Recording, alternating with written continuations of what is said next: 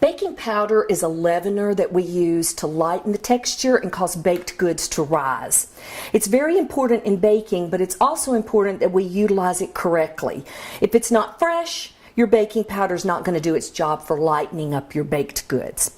So, what we're going to do is test our baking powder. We're going to start with some hot water, about a cup, and we're going to test different levels of baking powder and show you the difference. Okay, so what we've got first is a really old baking powder.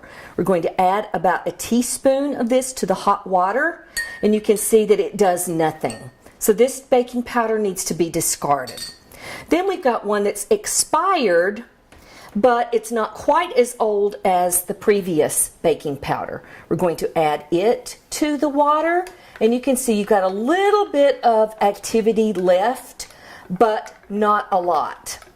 Let's show you what baking powder should do. We're going to take a teaspoon of really fresh baking powder, add it to the hot water, and you can see the difference. This is what you want to happen with your baking powder. This one is fresh and ready to use and is going to make your baked goods nice and light.